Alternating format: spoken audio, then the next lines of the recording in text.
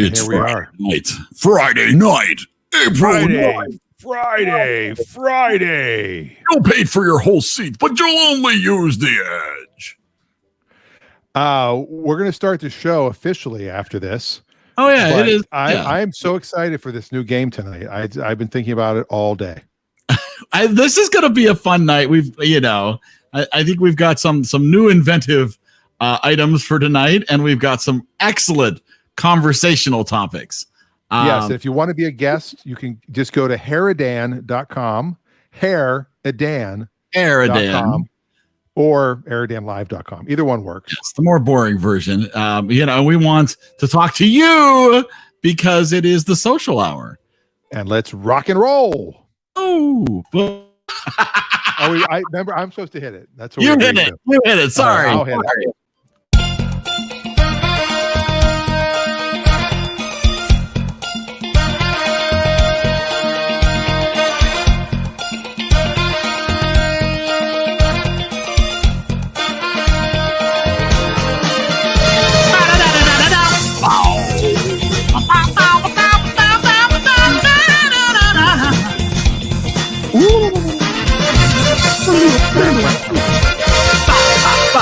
Hey, how about that fun rockin' intro? It must be time to get social. Yes, we have a lot. We have a lot happening in the world. We have a jam-packed show. And speaking of jam-packed, we already have somebody ready to join the show. So he's been waiting for so long. Let's go ahead and bring in Gary tonight. Okay, Gary, you have my attention. So, hey, Gary, how are you? Gentlemen, how are you tonight? Fantastic. Gentlemen, where? Oh, sorry. Gentlemen. Well, Gentlemen and Dan. There you go. You. That's more like it. Thank you. Yeah, no, I think we're doing pretty good. I think, we've all survived another week. It's springtime is here. Why not? I'm getting my second shot next week. What? Wow. I'm so excited. Well, I'm excited. I was scheduled on May 4th on Star Wars Day, May the 4th, to get my shot. And I found a local connection that is actually doing a shot on the 15th. They're starting. And I was able to snag an appointment for my wife and myself on the very first day we're eligible in this state to get the Moderna. Very exciting. I got the Moderna XP. And yeah, I went with the Pfizer Plus. You did the Pfizer Plus? $49 a month, and it comes with Discovery and HDTV. Yeah, mine comes with free updates every night. You go to sleep, you wake up, you're fully updated by the next morning. But do you have to? Does it just notify you of the updates, and then you've got to approve them? As long as you're plugged in and connected to Wi-Fi, update happens automatically while you're sleeping. Nice. Speaking of sleeping. Let's bring in Dave. I'm sorry, Dave. This conversation can serve no purpose anymore. Hello, Dave. Oh, there he is. Also known as SpongeBob. Got to give him a nudge. SpongeBob and Gary. We've got it is a full. We just get a Squidward. What we all said? Patrick, where's Patrick? Patrick. Wow. Actually, maybe Adam will join. He can be Mr. Krabs. Adam, you're not Mr. Krabs. No. If I can find this recording, I don't know if I have it handy. I don't think I've ever played it, but Fred Stoller, this is a name drop, who was on Seinfeld, had a fundraiser. I probably have told this story. I don't know. It's been a year of doing these shows. I have no idea. I had to have run out of stories. How many stories do you have? Yeah. But he wrote a book about being working on Seinfeld, and he said something that Kenny Kramer, the real Kramer, thought was litigious. Ooh. And so he sued him. And Fred's like, I'm like an actor that, works on, like one episode of Murphy Brown, and then, one episode of this, one episode of that. I don't have the money to pay, you can't sue me. So he did a fundraiser, and one of the items was SpongeBob would record something for you. And because he's friends with Tom Kenny. So I had SpongeBob record a message to my son, Josh. And it's actually SpongeBob, and Gary is in it as well, because Tom Kenny did the voice of Gary, or the noise of Gary. Wow. You So if need I to- can find that by the end of the show, find that I will. recording. I will try to play it. We can manipulate it for our own benefits. Hello, Kelly. Oh, and Kelly's in the comments. We So could if you're in the manipulate. comments, tonight's game you can actually play if you're in the comments, I believe. So we'll see how that works out too. We've got a very big game tonight. It's going to be exciting. But we do have some topics as well, and I didn't give you a name drop, but I'm just going to give you the audio. That's all you get. That's all you get for that story because I think you've told it. So I think I have. one of our topics for tonight is I wanted to talk a little bit about Kickstarters. And if anybody has supported a Kickstarter, and more in particular, I was curious if Dave has supported the MST3K Kickstarter that just happened yesterday, that just went live yesterday. I got the email about it because I'm on their mailing list from the first Kickstarter they did for MST3K. Right. But I have not yet, since it was a work week, I have not taken the time to look into it. Well, they've already reached their first goal. Shocking. After a day, they were looking for $2 million. So they did hit their first goal, and they're into stretch goals now. For people who, first off, if you've never heard of Kickstarter or used Kickstarter before, it's a website where you can fund either projects or products to help get those created or made. And if you've never heard of Mystery Science Theater 3000, then you're really not going to be interested in this. But it's a Kickstarter to get a new season of Mystery Science Theater 3000 made. I said they're looking for $2 million. They got it. Yeah, they hit that. They've got stretch goals that go all the way up considerably higher to get them to make a full season. If they can get to 5.5 million, they will make a full season. And you can make donations all the way up to be an executive producer. How much is that? So the executive, $20,000. I believe you are correct. Oh, you said it so quickly, Dave. $25,000. 25. That was the founding sponsor. Hold on, wait. Early bird for executive. 20,000 executive early bird with the 20% discount. That's only good for the first 72 hours. So I believe that's live. So if you've got an extra 20 grand sitting around and you'd like to be part of that, you can absolutely get in on the Kickstarter executive producer for Mystery Science Theater. So let me ask a question. What do I get for my 20 grand? You're the executive producer. Yes, you will get a credit. Financially, what do I get? Nothing. So here's what you get. So you get all the rewards at the $5,000 level, which includes, you get you actually get two of the puppets from the show. You get a crow and a servo from the show. You get an online class of intro to robot puppeteering. You get a whole bunch of stuff that everybody else would get at a lower level. On top of that, you get an executive producer credit. You get a private monthly executive producer call with Joel Hodgson, who is the creative of the show. You get exclusive executive producer access to the production, signed script, an executive producer gift, and as I said, credit on all of the episodes. You'll be listed as an executive producer. Now, okay, I have a concept similar to that for my sitcom, but I did not want to do it through Kickstarter, A, because they take a cut, and B, because it seems kind of, I don't know, like, why can't they get it made on their own? Like, why isn't a network saying, oh, if this show's so popular, let's just put the money up and make a show? Well, they did initial for the relaunch. They did a Kickstarter, and then it got picked up by Netflix, and Netflix paid for the next season. But then Netflix decided not to pick them up for a third relaunch season, and that's where it's been for about 2 or so years now, I think. Yes. So no network has picked them up, so they just decided to go with the Kickstarter route. Yeah, because at the end of the day, I mean, you can wait for a network to pick you up, or you could, because they're going to create their own app to distribute the shows themselves through this app, which they're referring to as the Gizmoplex.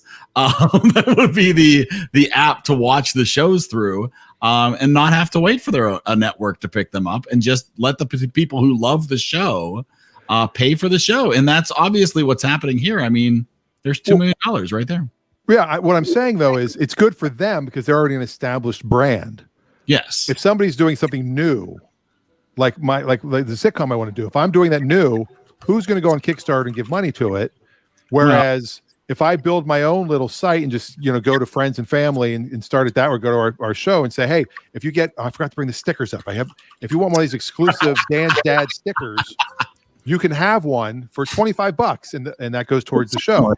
Absolutely. And there's only 40 of them available. Or if you want a Dan's Dad T-shirt or a Mr. Ben's Auto Sales T-shirt, you can get one. You buy the shirt, we overprice it, and then you get some product. But if you want your name in the credits, it's an exclusive. It's an exclusive, right? It's not overpriced. Adam feels that the shows aren't on TV for a reason. But I don't agree. I think that networks they need a certain level of audience beyond just what it costs to produce the show and pay you're obviously, if you're taking time on Netflix, that's time they could be using for a different show if they feel there's a bigger audience for that. Yeah, but Netflix is on demand. If you in areas other than entertainment, in board games, there are sort of two different models that you see on Kickstarter. You see very large companies that do Kickstarters, companies that could fund it themselves. They certainly have enough money in the bank, right? But they choose to go the Kickstarter route because it's less risk for them. They get the money up front before they produce the game. They can produce however many are ordered essentially in the first print run. Then you see others, which is more what you're talking about, Dan, for Dan's Dad, which is the small game publishers that really need crowdfunding in order to actually have enough money to produce the game. So you get both sides of it. So Dan, have you ever supported a Kickstarter? Or I did. I supported, and I don't have the poster, but it was the Back to the Future remaking of the car. Oh. And I got an autographed poster signed by Bob Gale, executive producer and writer of the movie, and it's being framed. It's going to be part of my new background when I redo the background here. Nice. Or the office, whatever you want to call it. I supported. There's an artist I'm a big fan of. His name is Jonathan Colton. Does some very funny songs, but he had a Kickstarter. It was an album of 70s soft rock covers that all sounded exactly like the originals. It's an amazing album, but he did it as a Kickstarter first, and it is everything you would think it was. It was totally worth it. It was one of my best. There's not a song list here, but it was pretty. Can you play impressive. a clip of one, or can you play a piece of one? What was that? Can you play like a piece? I'll get a snippet before we're done tonight. I got to hear this. It's impressive. The other one I did actually supported was Peak Design, which is a very well-known brand for photography equipment. But they have done a lot of their products have started as quick Kickstarters, and it's an opportunity for you to get that product at a cheaper price than you're going to get it, initially. So I got this fabulous travel tripod from there as well. I think it's interesting. I think it's an interesting, and a lot of people do try to launch products this way. Have any of you ever been part of a failed Kickstarter? Not one that didn't reach its pledging level and hence didn't take your money, but one that took your money and then decided, whether they decided intentionally or whether they just got in over their heads. I've heard of those, but I've never been a part of those. We've done one or two that partially failed. I don't know if you remember from the early days of America's Got Talent, there was a group called Fighting Gravity that was a bunch of frat guys that started this performance troupe. And they performed with black light and, the black backgrounds. And they did these really neat acts where they appeared to be floating in the air. And it was really fun. It was really neat. And they had a Kickstarter because they were trying to put together a Broadway show. And they actually had lined up a producer and they had lined up some real talent to work on it. And we backed it. You're supposed to get like 2 tickets to the show and you got all the, got a hoodie and you got all this stuff. They produced all the physical swag, but they were never able to get the Broadway show completely produced. And ultimately they had to, and it's not like they had the money in the bank, they'd burned through it. So it's not like they could issue a refund. So right. It was part of it. Yep. What was the name of the group? You did get Fighting Gravity. Fighting Gravity. Yes. You did at least get the swag. Yeah. Oh yeah. We got swag. We got some glow ball. We got some balls. We got a hoodie. We got a few things, but not the expensive part, which is the Broadway ticket. Yes, that actually would have been the main part of it. And I've had a couple that didn't reach their goals. If you stay in communication, most people, even if you fail, are somewhat willing to cut you some slack. It's the guys that take the money, then do one more update 2 months later, and then you never hear from them again. And people just go ballistic on. Yeah, that's them. There you go. Oh wow! It was Fight Gravity. Wow. Yeah, and they would appear and they would do these dance routines where they would then float off the ground, and it was all done with clever stage effects, but it was really cool. Yeah, that would have been cool. Adam's got a good point. Liz Carmichael was an early. Liz Carmichael was the one that did the Dale, the car, the Dale. Ah, that was just scamming. There's a big difference. Yeah, that was a little bit exactly. There was a guy had a hat that I backed. Actually, it was a sun hat. I mean, it was a really clever design, had all these neat features, and it was falling behind. The guy was keeping people updated though, and then he started having major health problems. And he was a very small operation, and he was posting about his cancer treatment he was going through. And I would say 80% of people were like, "Just get well. We trust you." You had those 20% of idiots like, "Hey man, I backed this hat. It was supposed to come out 3 months ago. You scammer!" And we're just like, it was just, yeah. Wow, Kelly. Is there no legal document that you signed between you and the person you're giving money to? I mean, there's got to be something in writing. No, actually, there's no guarantee. No, there's no guarantee. That's pretty much part of the guarantee, but there's nothing legally that you signed that they signed. There have been lawsuits brought because if you can show fraud, then that's fraud. I mean, it's and there have been people sued over failed Kickstarters where there was clearly fraud involved. But most of the time, the Kickstarters fail. It's not overt fraud. It's just people you sometimes see someone post some $5,000 Kickstarter and they want to produce some cool widget, and it's just so cool or it looks so cool on paper that they end up getting in $250,000. And they have no idea how to handle a $250,000 project. And now, instead of producing 200 of them, they're producing thousands. Yeah, they have no idea about the manufacturing scales and the economics and the accounting, and they just are in over their head and they flounder. Yeah, they thought they were going to print a bunch of things on their 3D printer and send them out for people, and now they've got 5,000 orders and they have no idea. In some ways, it's their fault for not putting limits on it, but still. So it's basically an online version of Shark Tank, correct? Somewhat similar, yeah. Yeah, absolutely. And in fact, you'll see a lot of things on Shark Tank where people say, they'll say, "Well, what are your sales so far?" And they'll go, "Well, we've sold 150,000. 120 of that was on our Kickstarter." So, yeah. I see. And then Mark Cuban's like, "And for that reason, I'm out." All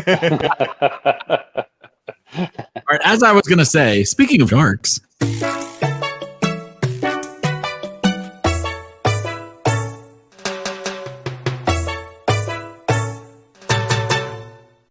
It's Denise. Not even a shark. Hola. That might be my favorite intro. I love sharks.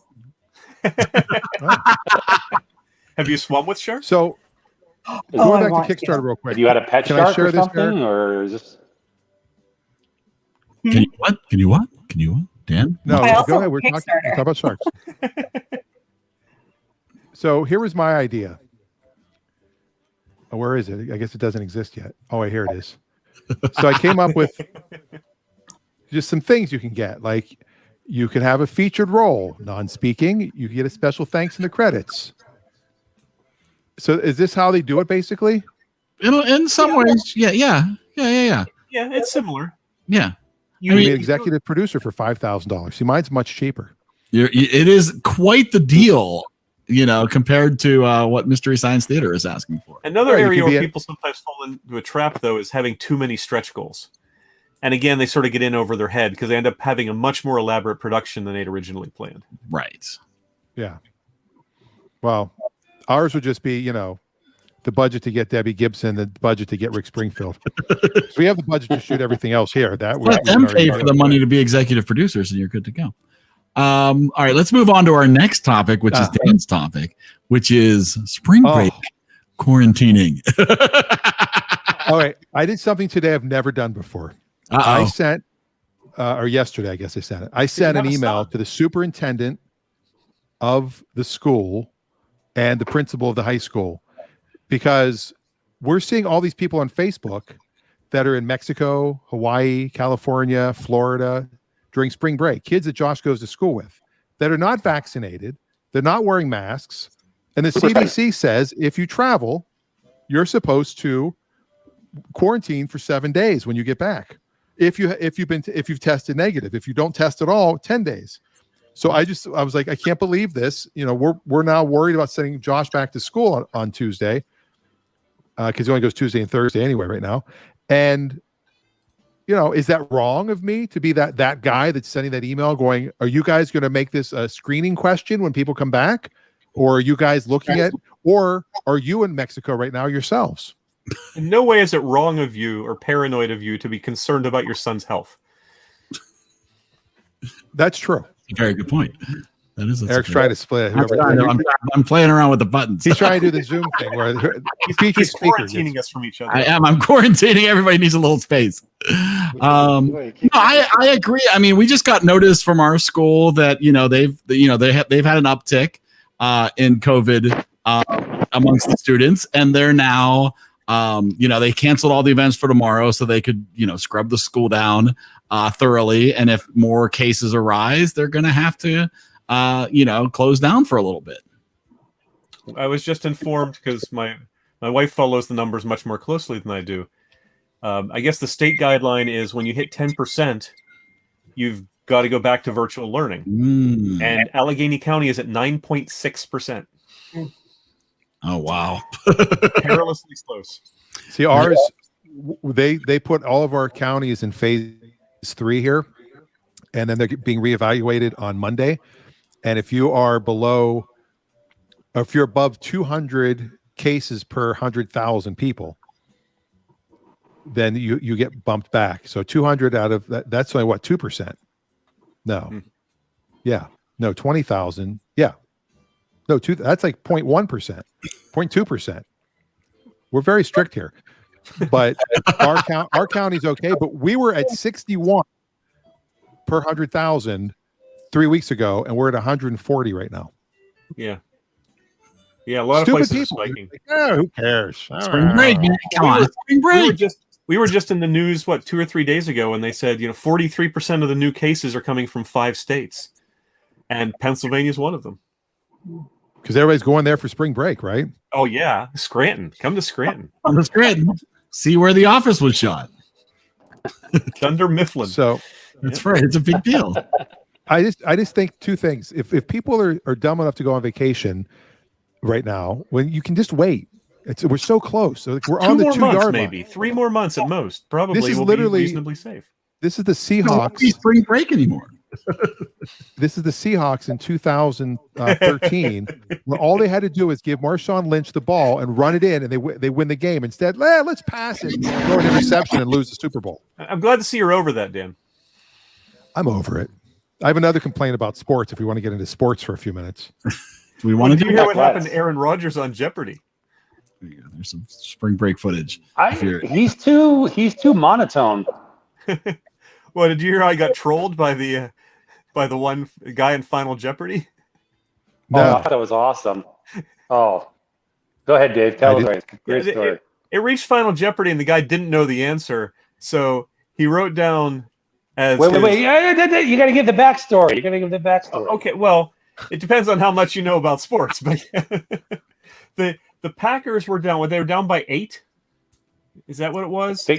Something like that. 6 or 8. Something like that. Aaron Rodgers and a lot of the team and most of the fans wanted him to go for the touchdown and try for the 2-point conversion and try to tie up the game. The head coach decided to kick the field goal, and they ended up not being able to come back, and they lost the game and didn't advance to the Super Bowl. So Aaron Rodgers is hosting Jeopardy, and one of the guys had like 9,000. I think he had 9,300. So he bet it all. But I don't remember what the category was. He didn't know the answer. So he wrote down as his question, who wanted to kick the field goal? And they reveal the answer, and Aaron Rodgers just gets this look on his face like Yeah, that's a very good question. That's a very good question. It's not going to win you this one or today, but it was good. Well, my sports complaint is the fact that both Arizona and Indiana fired their basketball coaches, fellow Blackhawk graduates, the Miller brothers. And I have a feeling Archie's going to end up being the head coach at Cincinnati. And I have a strange feeling that Sean's going to end up being an assistant coach at an NBA team or a head coach in the NBA. I think that's where it's going to go. But I was just mad the way that they both did that. I hate when college coaches get fired when it's not for cause. No, you know what I mean? Pitt has a habit of that. I mean, Pitt let Dave Wannstedt go, and Wannstedt wasn't doing great in football, but he was liked. He was a local guy. He was an alum. And it isn't even just that they let him go. They let him go so unceremoniously. I think he heard it over the radio, and which is just shameful. And then when they let who's the basketball coach that went to UCLA? Ben Howland. Howland. Yeah. No, it was after Howland. It was who was the coach after Howland? Jamie Dixon. Dixon. That's who it was. Yeah. When they could have locked Dixon up. And Dixon had made NCAA appearances for 8 straight years, but he never made the Sweet 16, which drove them nuts. So they let Dixon go, and how have they done since? Yeah. Oh, Eric's about to play something, I think. This has been Sports Talk, when Eric had no idea what anyone was talking about. So, Dan, did you hear back from the school regarding your complaint? Yeah, I got automated emails. We're closed. It's spring break. Oh, nice. For Mexico. And they're not quarantining. Yeah. So you have not received satisfaction. No. He can't get no satisfaction. But going to the comments real quick, Kelly wants to know if Josh is going to have a show called Josh's Dad. No, because this isn't really based on my dad, but maybe he will. I don't know. Maybe someday. You never know. And then Adam brings up the Greg, what's his name? Grunfeld, whatever. Not Grunfeld. Is it Grunfeld? Isn't all of Fox News a comedy show? Yeah, but they're trying to do a late night comedy show with a Republican spin. It never works. You can't do right wing comedy because you have to have some basis of reality in all comedy. Well, you could argue about Dennis Miller. He's somewhat right wing, and yeah, but he's Bill not funny anymore. What's that? He's not that funny anymore. Well, not to you. He's not as funny as he used to be, but he's not terrible. No, I've not seen that. I didn't Stephen even Colbert did a good job of a fake right wing guy. Fake right wing, right? Yeah. Anyway, I haven't watched the show yet, Adam. All right, are we moving on to our final topic of the evening? It's the final topic. All right. After this musical interlude, I'd like to point out real quick, Adam, one of Adam's comments before I jump into the final topic, which was when Denise came on, she pointed out that Denise seems more like a unicorn than a shark. Oh, that's great. I love that. you. That's sweet. You know, I have to say the nicest things I hear every week are from all of you. That's a shame. It's so sad, but yeah, that is kind of sad. I can understand that. All right, so I saw this video on the TikToks. No game revolving around this video, but I thought it was an interesting point, and I was curious if people would agree or disagree with the statement made in this video. There is an actual psychological reason why the music. Oh, hold on. She got locked up. Let's try this again. You know, there is an actual psychological reason why the music from your teens and early 20s is gonna be your favorite and stick with you forever. Between the ages of 12 and 22, your brain is going through rapid growth, and it basically wires all the music you listen to up there permanently. Your neural pathways connect all these heightened emotions that you're feeling because of hormones to your favorite songs. All right, so here's my topic. is the music from your youth actually better? Because people are always like, music today is terrible. And it's like, well, no, is it really? Or are you programmed? Is science? Is it science that you like the music from yesteryear? Or is James Taylor really suck? And I was like, that's a good question. Both of them. I think that there is. Ow, I just got shocked. See, James that Taylor. Was weird. comments. God, James Apple Taylor pie. can kiss my ass. Oh no, I didn't get shocked. Second time. I think that there is something to it because my mom's music was always, the best music, and stuff my son listens to. I'm like, this isn't like it was in the '80s. So I think there's definitely something to it that's how you develop. But I think it's also the first things you hear, like the first time you see a movie. If you see a certain movie first and then they come out with a new version of it, you always think the original's better because you saw that one first. But somebody who saw the remake first might think it's better. You guys? Anyone? I was going to say, yeah, I think I'm old school sometimes when it comes to music. Like, and I hate being this grandma, but like, I don't know what the kids are listening to these days. And that's probably because all I listen to is podcasts for the last few years. So I don't know all the things that are happening out there. But I mean, I do like the older stuff. I'm not saying it's better. It's just my preference. And that I appreciate. I appreciate that, the fact that you acknowledge it's a preference. It also depends on whether you're talking about the style of music or the actual artist, because I still occasionally find artists from the 70s that I never really listened to. And I dig into some of their albums and go, that stuff's awesome. And whether that's because that's the era that has the feel I like, because it's really not the artist.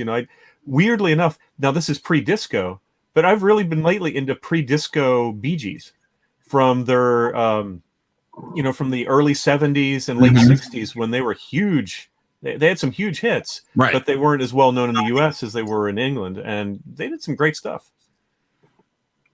See, but so Adam makes a comment here, basically arguing that older music is better because there was more effort put into it. But I don't necessarily agree with that because I mean, bottom line is you go to the 80s. I mean, there were terrible artists in the 80s. I mean, I could give you for every bad artist that you can list now, I can equally give you the same amount of bad artists from back then who were lazy and doing terrible music.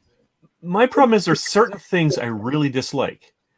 The 80s and 90s especially, I hate synth drums. And when I hear that sound, it's like fingernails on a chalkboard. And I feel the same way to support Adam. I feel the same way about autotune. Unless used extremely discreetly, autotune has such an aural fingerprint that you can hear it and it sounds terrible to me. Other people don't even notice it. So it just depends you mean on like how... Cher? Do you believe in life after Cher was life? using it as a deliberate audio effect. Yes. Okay. Now it's mostly used as laziness rather than redo a take because you had a duff note. I'll just fix it up in post. We'll do an auto-tune on it. Right. Trouble is you can hear it. It doesn't sound the same. I mean, I have, I'm on a number of forums with other DJs, and I have DJs who are like, I hate today's music. And it's like, it's all crap. And it's like, well, no, it's not your music, but this generation coming up, the same way this generation coming up looks at the Star Wars prequels as some of the best movies of the Star Wars franchise. But for our generation, it tends to be a little like, nah, not for us. And so I feel like there is something like about when you were growing up that made you predetermined to have an attachment to that music. It too depends on. I mean, there's still artists. There are some artists today I really love. I think Leslie Odom Jr. has a tremendous voice. I think Bruno Mars has done some great stuff. But huge Bruno. On average, the average music I hear today, most of it I don't like. There's specific artists I hear. Adele. I can hear some Adele and go, awesome song. Right. But when you hear the much of it I hear, I don't like. When you hear the Bay City Rollers, you go crazy. You know that's your generation. No, only on Saturday night. It's too early. It's Friday. Come on, it's Friday. It is. Sorry. It's Friday. Well, actually, the original lyrics to Stayin' Alive were Saturday night. But they decided there were too many songs that including the bass rollers, go Saturday night. That's how it was supposed to originally go. Wow. I want to see if Adam's going to come to the defense of Hanson or the Spice Girls, because that would be like his generation. And so that was when they were trying harder with music, right? That's when they were working harder. Every era has its. Every era has its. What do you? Every era has its pop, band. Is that what you're going to say? Call it, where artists that are sort of the prefabs, whether it's the Monkees. Hey, I love the Monkees, but let's face it, they were a prefab group. Ooh. And whether you're talking about the Spice Girls, whether you're talking about where the producers, you just listed all my favorite bands. And then there's the extreme of Milli Vanilli, or for that matter, CNC Music Factory, Dave, where the people you see dancing aren't the people that sang. Dave, you know it's true. Ooh, ooh, ooh. Now Adam brings up a point here too in the comments. I might think this might not be true though. He says there's more one-hit wonders today than ever before due to social media and short attention spans. I say it's because of lack of talent. There's been a ton of one-hit wonders though in the 80s. I mean, I think now there just more like you can self-publish, so there's just more access. Well, yeah. The question is hits. Are there self-promote? You mean hit wonders? That would be an interesting statistic to look up or see if we could figure out if there truly are more one-hit wonders now than in any other decade. I'm not sure I would agree with that. True. Well, the trouble is when do you define someone as a one-hit wonder? How many years have to pass from their hit? Well, that's true. Before you decide they're not going to have another one. They're not coming back. Typically, here's what I think. Typically, there's an 18-month lifespan of pop music, of pop musicians. If you look at almost anybody, and I'll bring up the two that we bring up all the time, Rick Springfield and Debbie Gibson, they had a peak that was about an 18-month period. You could look at Tiffany. You could look at, what was that noise? I thought that was a sound effect. You could look at a lot of different things, and if it's getting past that 18 months, if you can stay relevant past it, then you can become Madonna. If your peak lasts more than 18 months, please consult a doctor. Yes. Well, here's a good example too. Paula Abdul. She's technically in that 18-month period. I couldn't help it. The difference with Abdul though is she's another one that she didn't write. She really wasn't that great a singer. They took her in the studio. She could dance, obviously. Yeah. They took her in the studio and they made a star out of her. She was not someone who, if she had been touring and doing clubs, would have ever been a star. Well, she was a dancer by trade. She was a choreographer. She was a Laker girl, yeah, but she was a dancer by trade. Yep. But here, Adam, I've got proof now. Here we go. I'm going to prove this. This is really quite amazing. The technology and the speed that we can find this technology is just, it boggles my mind that we could come up with this fast. Here it is. List of one-hit wonders in the United States. First up, criteria.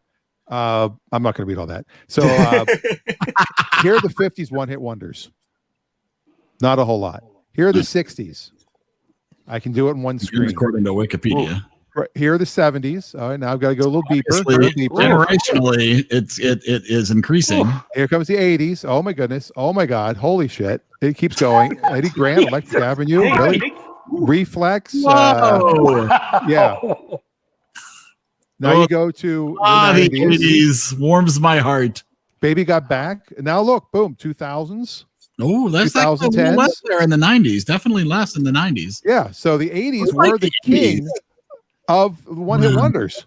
Yeah, 80s were special. Well, that was the birth of MTV, and of course, if you had a catchy video and a catchy tune, you got popular real fast. Yeah, ask the Buggles. Video killed the radio star. Songs. Funky Town. I mean, these were huge songs. Oh yeah. Well, Benny Donuts, Into the Night, Devo, Whip It. The other interesting thing I always think about with the 80s is it was the one generation where covers could become hits. We don't get that anymore. You can't, like you think about you had Los Lobos do La Bamba and it was a top 40 hit. You had Tiffany doing multiple, covers, and they all became hit songs. And that went away, coming out of the 90s where, there hasn't been a good cover song that has reached the radio and become famous but it's a version of that old 60s song.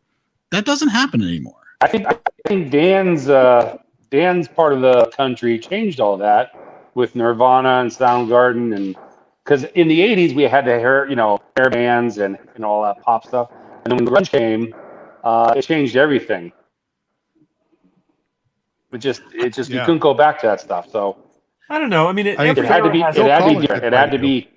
You could say the same thing about punk. You could say, every time there's a new genre that comes along or a new variation on rock and pop, it has its influence for a while, but it fades. Grunge faded. Punk faded. New wave faded. They still have their remnants in the music that's done today, but it's not the same. I mean, the interesting thing I think now is that I just heard this earlier today. 60,000 songs are uploaded per day to Spotify. Right, new songs are uploaded today. 60,000 a day. But when you think about something becoming a hit and what that takes now, the game has changed. I mean, here's some songs right here that some of you didn't even realize were actually. Time is on my side by the Rolling Stones. Since one of the Rolling Stones a one-hit wonder. No, these aren't one-hit wonders. These are covers. These are cover songs. Covers. Yeah. Moved over to I'm covers. sorry. Yeah, we're doing covers now. Dan's hogging the covers. But I mean, these are some of the best ones ever. But you're right. I don't see a lot now. No, you don't. Here's a cover in 13 from a song in 2010. Really? Well, that does happen, right? Eric Clapton's Cocaine was from a year earlier. Wow. Sweet Dreams are made of this. That was That was Kale, a good though, because Clapton did a bunch of Kale, because Kale was somebody who never caught on popular, but the musicians loved him. Yeah. And people love Kale now. It's very popular now. There you go. That's true. People, can't get enough. I love the Kale Caesar. So I guess we'll stop that part. But going to modern music, I just want to share something that happened today that I was very excited about. And I thought maybe I'd do this on the air live. Oh my goodness. I got a little package. Oreos. A little package. I was checking out A little gaga. I was at Jake's pickup today for our little Cars and Coffee get together, and sitting on the counter were two of these, and I've never seen them, and I wonder when these expired. Is that a hand going through the middle there, or what's? No, that's the cookie. That's the cookie. Ah, It's like the package is torn open, showing you the cookie. Okay. So I was thinking of not opening these and pulling an Eric and having. And I bought two. Let Josh eat one, then have a sealed one for later. One to eat, one to store. That's been my. I'm actually going to open these, which I just did. Are they like Twinkies and keep forever? This is what they look like. That does not look like an Oreo. They are here. Let's. That reminds me of a bad Taco Bell product. Where are we at? You need a product cam. There you go. There's a blurry cookie. There it is. Colorful. That is colorful. It's a pink cookie. Orange or pink? It's actually pink. It looks orange on the screen. It looks like Play-Doh is what it looks like. It looks like somebody made an Oreo cookie out of Play-Doh. Yeah. Oh, it smells like Play-Doh. But actually, they are just the vanilla Oreo. If you've ever had the vanilla Oreo, it's just they use food coloring on a vanilla Oreo. I thought it smelled like Gwyneth Paltrow's vagina.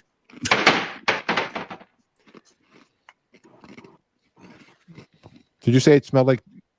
I didn't hear. I was chewing. I did actually say that, but I'm not going to repeat it because it gets a reaction the first That time. looks like the breakfast of champions there, Gary. What did Gary bring out? Gary, you about to eat dog food? Well, no, but my dog is probably about to eat me if I don't feed her soon. Okay, so it's feeding time at Gary's house. I'm multitasking here, boys and girls. Appreciate it. Oh, that was dog food? I thought that was your special food that you I saved. thought, he had gone. Oh, no. It's Paul Newman's. Bacon, what do we got? Bacon cheeseburger. Oh, there you back go. to the cookie. How does the cookie taste, Dan? Probably like a vanilla Oreo. Or like Gwyneth Paltrow. No, I'm sorry. Talk amongst themselves. He's chewing. He's chewing. He's being so polite.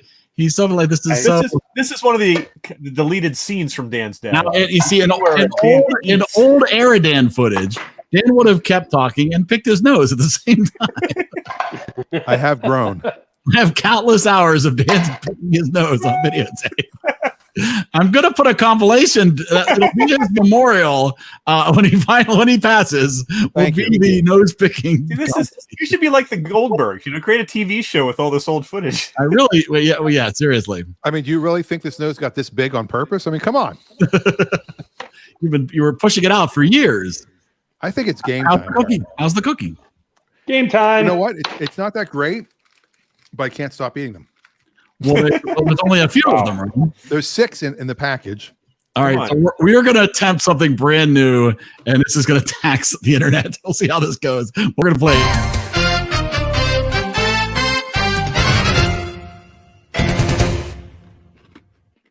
All right. For someone that hates sports, why do you have basketballs flying through your bumper there? Because it's all games. It's just games. And there was a limited number of graphics available in the package that I paid for. So take what you can get. We're also not playing Pac-Man either, but that's okay. What we are going to play is one of the Jackbox games. So I'm hoping that everybody who is with us tonight has a phone that they can use as well as the computer that they are watching with us on, because you will need a phone to be able to buzz in and play Fibbage. We are going to play Fibbage tonight, and there will be Jackbox.tv. Yeah, so you are going to go on your phone to Jackbox TV, and I don't know. Can you guys see the green room? Can you see there's a code down there, or do you need me to bring this up? I don't think I can't see it. I'm going to bring it up. Because it's on the page anyway, Eric. So here's what we're going to need you to do. We're going to have you head over to Jackbox TV. And you're going to enter the code that you see on the screen before you. And I think we have enough spots. If somebody at home had both a computer and a phone, but you need both, you could play from the comments. If you wanted to. Yes, Adam or Kelly, who I believe is also in the comments. Gary's you have to be able to watch the stream at the same time as. So you don't have to be on the show. No, you don't have to be on, but you have to be watching the show and have access to your device. So you need 2 devices. And if possible, set your settings so your phone does not go into sleep mode. Oh, Dan, earlier. I'm using my Chromebook. Denise, do you have an iPhone? Yes. If you swipe down from the top, I believe there is a way. I'll just search it. Maybe it will tell me. I just went to general settings and then display, and it says auto snooze at 30 seconds. I changed it to never. Oh, Adam says, give me a minute. So we're going to give Adam a minute. We have 3 spots left. Get him to play. We have 3 spots left. This is brand new. We're trying this for the first time. I think it should work pretty well. I think we should be okay. Get Dan out of there so that everybody can see the game. It's Adam. And look at that. It's Adam. This is so exciting. Everybody gets to play. The host will be part of the game. So no official host will all be playing. I believe we're all ready. Wait a minute. Where's Adam's Eric? technically Adam's on the show. So hold on a second.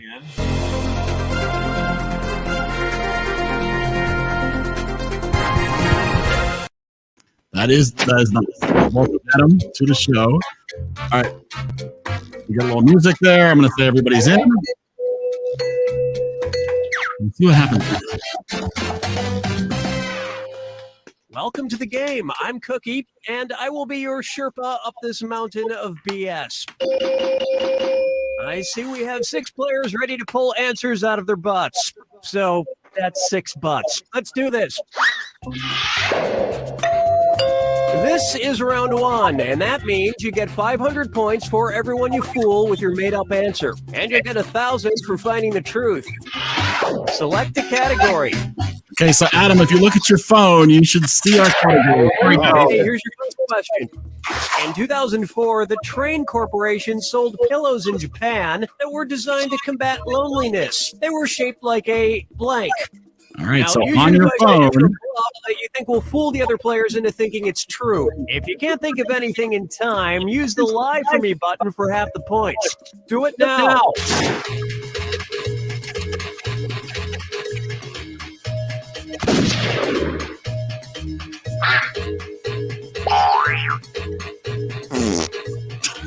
Wow. Oh yeah, they're full of sound effects. Oh, one left. Hurry, hit the Lie For Me button if you can't think of something. Oh, there we go. We did it. Okay, there are your choices. Find the truth and enter it on your device by touching the answer you want.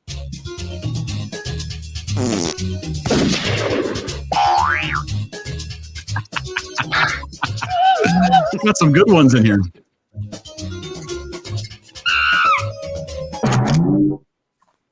Let's see what everybody selected. Oh, goddamn. Good job, Adam. Of course. Thanks, Denise. Oh, that's it's so vicious.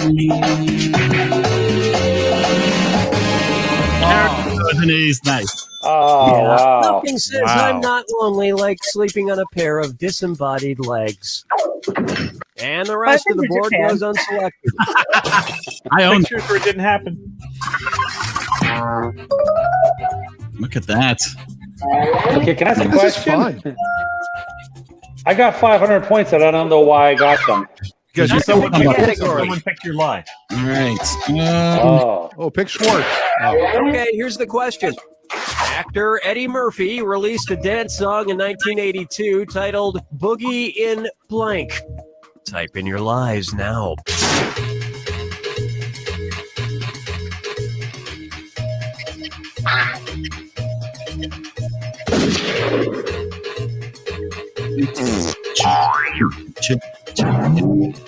Ball.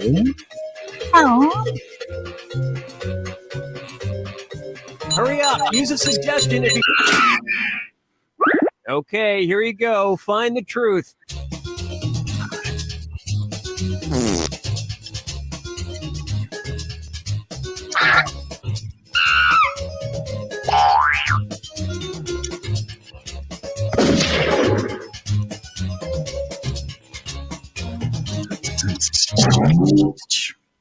Okay, what did everyone pick?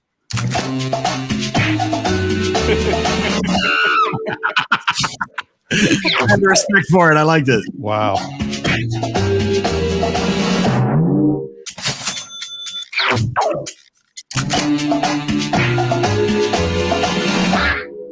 Oh man, that was a good one. After I thought that, I wanted to know. Oh, that was good too.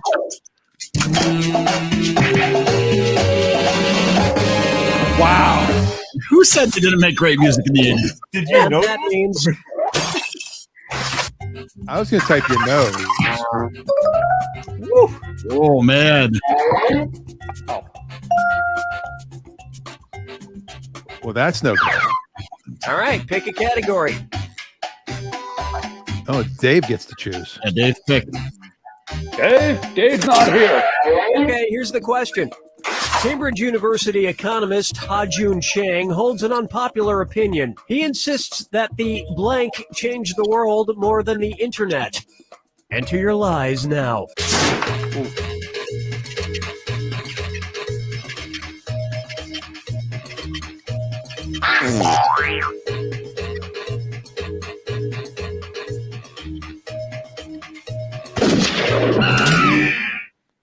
All right, where's the truth?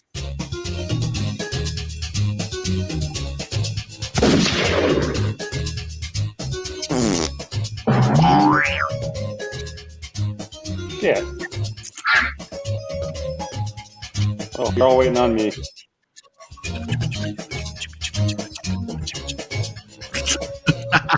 I'm going to change my answer, but I can't. All right, let's see what everybody picked. Wow. Oh, good job, Dave. Hey, and it's got to be watching. Dave cleaned up.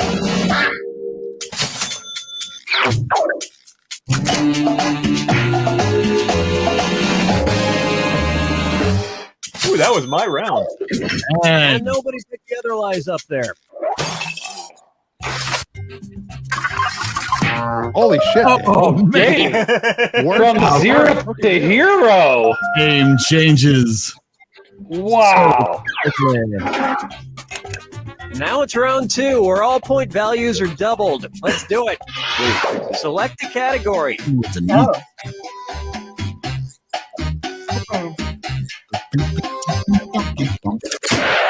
Okay, here's the question. It's time for a celebrity tweet. 4:32 p.m., the 22nd of May, 2012. At Lindsay Lohan tweeted, "Blank is the best medicine." Type in your lies now.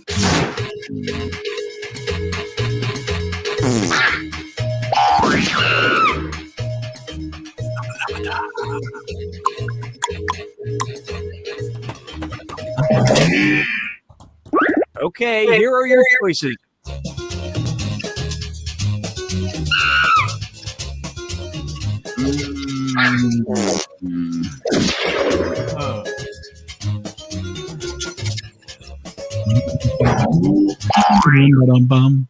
Okay, let's take a look. Thank you, Denise. I don't really know Leo very well.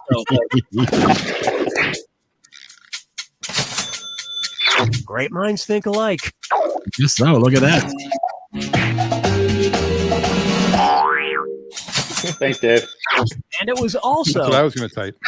Oh man! That is Oh, what I typed. Wow! oh, was the weird. double whammy. Oh, Oh, Whoa, man! wow. which explains why she's been so ill. And that's it. Nobody else's lies got picked. Woo. It was a harsh round. Oh, Dave! Wow! It's all about sex and tequila, apparently. Time to pick a category. Oh, me. Okay. Okay, here's the question. A man I'm very from familiar with. Enniskillen, Northern Ireland, was sentenced to 3 months in prison for a fire he started while trying to turn blank into gold. Enter your lies now.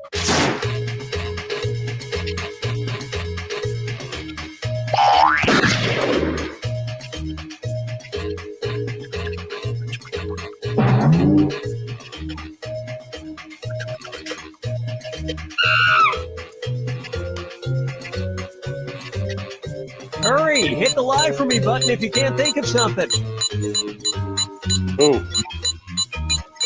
I just saw what's What is happening. it? All right. Okay, which one's the truth? Man.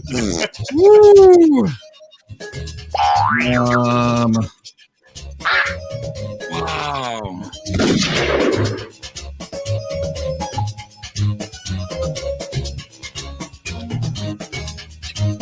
Catchy soundtrack. It is. It's a one-hit wonder. All right, who picked to watch?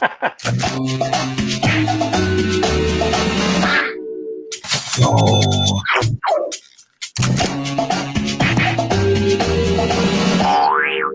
Ah.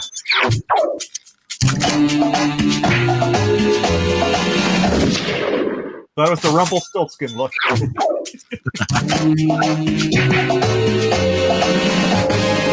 Oh. Yet nobody has ever arrested Rob Schneider. Hey-o! And we're done. Man. I moved nowhere. I'd like to point out that the two hosts of the show are losing.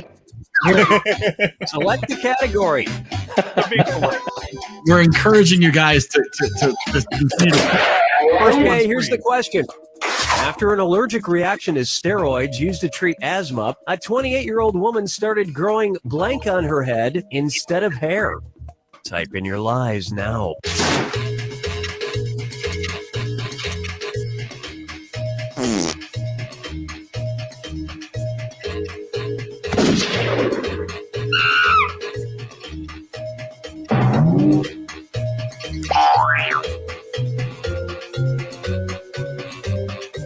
Hurry up! Use a suggestion if you can't think of anything.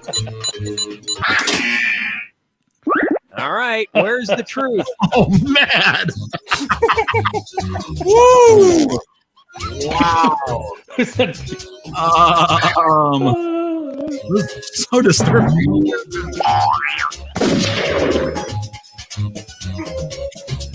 Wow!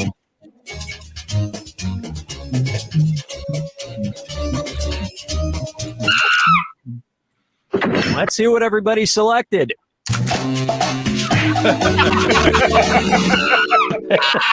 wasn't Eric's. I thought that was Eric's for sure.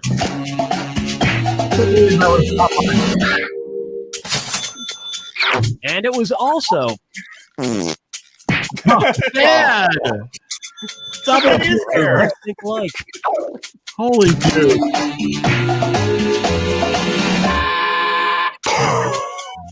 Oh.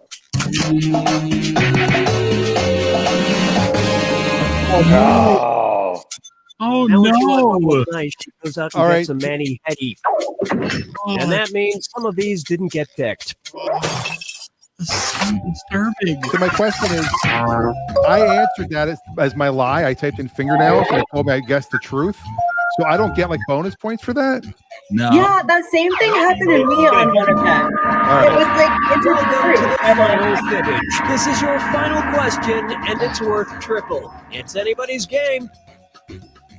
Here's your final fibbage question. When Milton Bradley first acquired the rights to it, the game Twister was called this. Enter your lies now.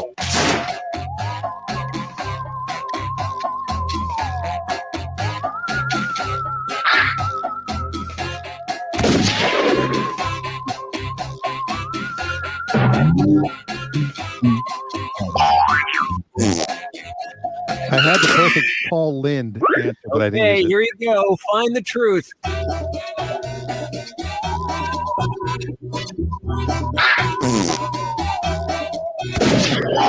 Sound effects.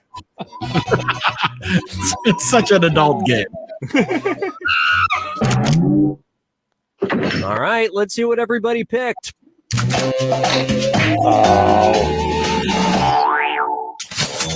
Okay. Thank you kindly. He looks under Dave. Good one, Eric. Damn. And Denise. Wow, Denise. That was a big one. Nice. So, Denise, what are you tomorrow night? Wow. Great round for Denise. And nobody fell for some of these ingenious lies. I thought Spinster was a good one.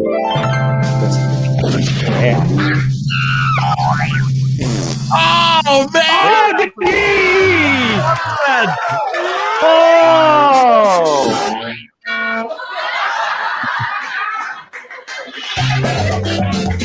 There you go. Fantastic. Well played. Well played. Nicely So- done. Shall we do one more of those? oh my gosh, that was super fun. Did you enjoy that? Fun. That was fun. Anybody else I want to just join? I wish I had just a teeny bit little more time to think. I guess that would be a little take too long. But It's a fast-paced fun. game. It's a fast-paced fast. game. Yeah, we can absolutely play another round. I think that's good. Okay, that's what I was going to wait and find out to make sure Adam was in for more. I will set it to play with all the same players then, unless there is anybody in the comments who wants to join. We'll give a minute. Well, they can type in the code, right? Well, no, if they say they want to join, then I'll set it for new players. If we hear from somebody, I'll have to set it for all new players so that people can join. Or you can join without being on camera. That is correct. Adam is playing not on camera, but enjoying his experience at home or on the road, wherever Adam's at now, which we don't know. And while we wait, I'm going to enjoy another orange cookie. Or while you enjoy that, I will play the audio you sent me. It looks like you're eating a poker chip. So, Lady Gaga, poker face. Exactly. oh, clever! I like See? that. And now he can dance. Okay, here's a little audio from Oh, it just wait a second. Actually, the game actually started on its own, or Adam pushed it forward. Somebody might have pushed it forward. I think we're actually going to go to the game. Let's go to the game because Dave just chose a category. We're gonna have to get this in here quickly. You get the buttons right. Single ordinary blank on eBay. Type in your lies now. Okay, that was quick. Okay, Bill Bennett made the news in 2004 when he was able to sell.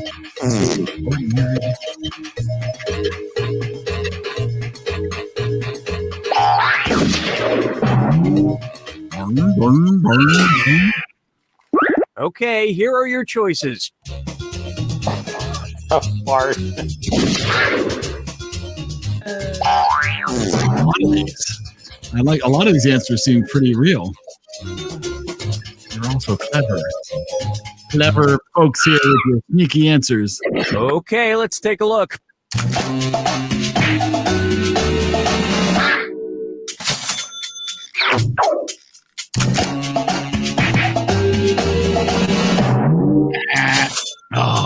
Good job, Adam.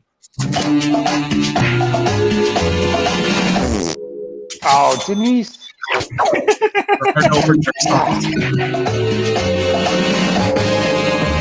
Oh. And that means Was it shaped like Jesus? It's ordinary. It's just ordinary. Oh, it was just ordinary. You can like people's answers too. After you make your vote, you can like other people's answers too. Okay, here's the question. I did not Coca-Cola once commissioned a video game from Atari called Pepsi Blank. Enter your lies now.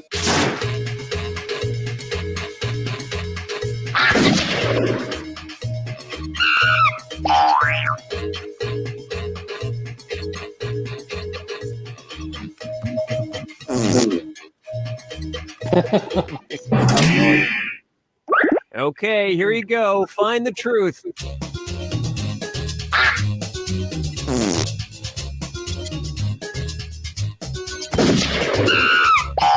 Here's where you can vote for other people's answers that you like. Sorry, I should have been voting for the good answers all the time. I'm starting. Me too. I was just, I wasn't doing it either. I did not understand what this was like. Thumbs well, up. you're not voting. You're just giving likes. If you have answers. Likes. Okay, what did everyone pick?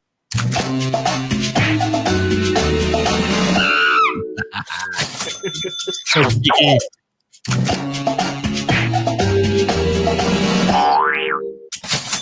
And it was also. Oh, yes, it is. Oh man. Oh. It did feel a little obvious. And can you believe it? It was also. Wow. Adam is funding us here. Weird.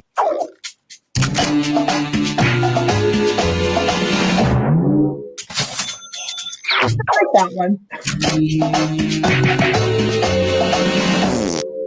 Oh, that was a great lie. I thought I had it right. And look what we have here. Nobody. Wow. And the rest. That's the first time nobody got one right. I feel like Dave Invader's the honorable mention thumbs up, but Wow, look at that. War sucks, smash blows, sucks up. Category. sorry. Nice. Let me come back. Well, we ain't waiting forever. Okay, here's the question. The New York Times was forced to issue a correction after they incorrectly identified the Nintendo characters Mario and Luigi as blank instead of plumbers. Type in your lies now.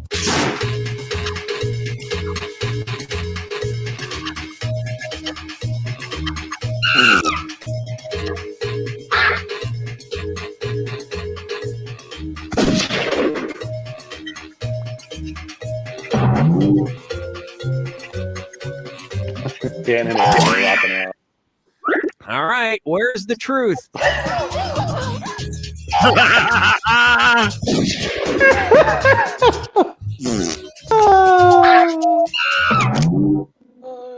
Let's see what everybody selected.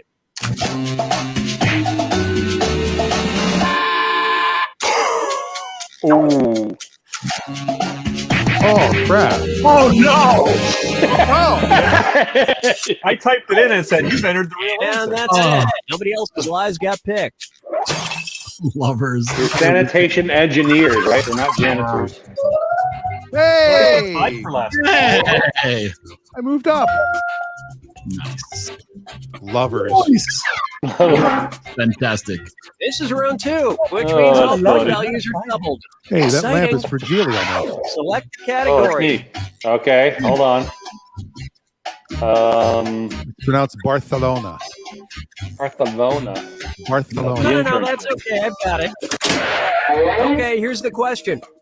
On December 3rd, 2009 and March 30th, 2010, rapper Eminem tweeted a photo proving he was surprisingly really good at blank. Enter your lies now.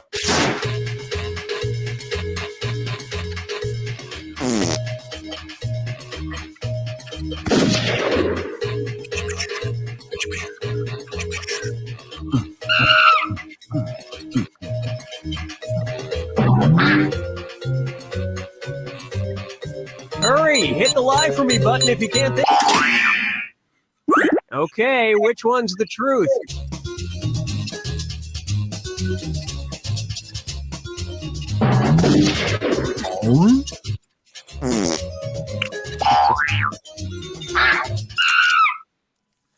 Okay, let's take a look. Oh, I was fooled. Damn.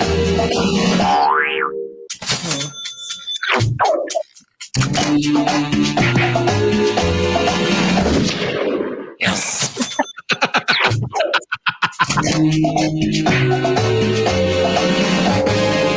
Oh, Surprising. Wow. And That was right after done. Mario and Luigi. Why would that be That's weird. surprising?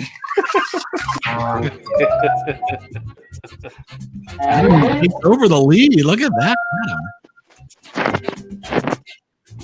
it was funny. All right, pick a category.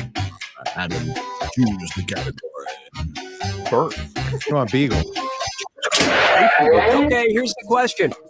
In 2013, Dell issued a recall after customers complained their laptop smelled like blank. Type in your lies now.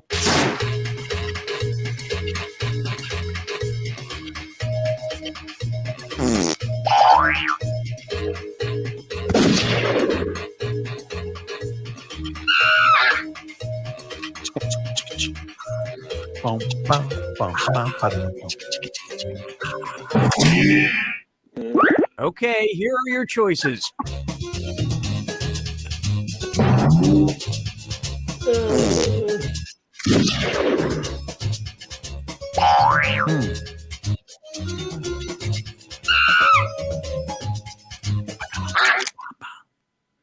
All right, let's see what everybody picked.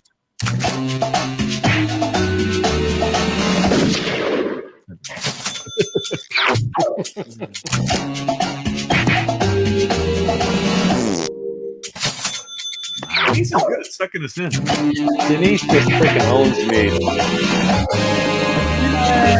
Wow. Cat year? And that Oh, means cat urine. I thought that was only Apple products. What? Oh my gosh. Look at Eric. How the game, me and Adam are on top. I am bringing up the rear. That's what he's going for. time to pick a category. Damn. Chad. Okay, here's the First question. Trevor. In autumn 2013, a company that owns parking lots in England temporarily allowed drivers to pay for parking not with money, but with blank. Enter your lies now.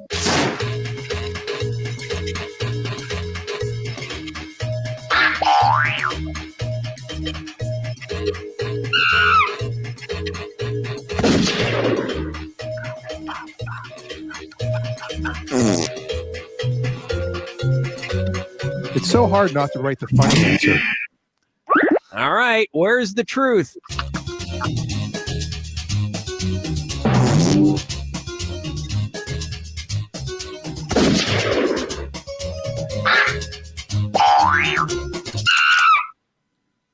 All right, who picked what? COVID. Great It lie. wasn't a hipster parking lot winner then. Oh no.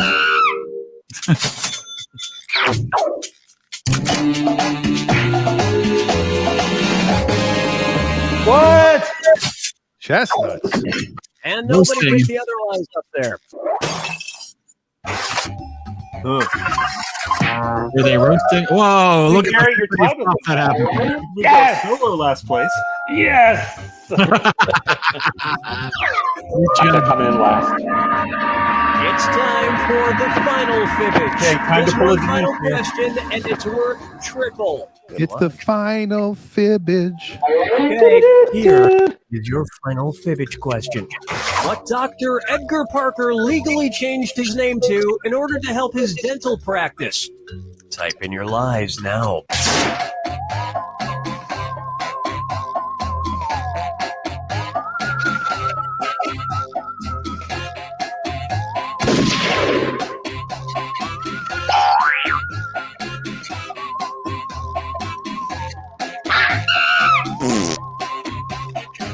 Hurry up. Use a suggestion if you can't think of anything.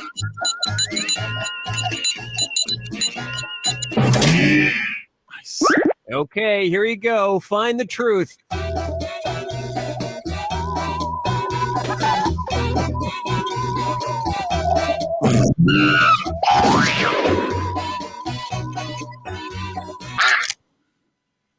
Let's see what everybody selected. That's it. Just one of you. Always get me, Gary.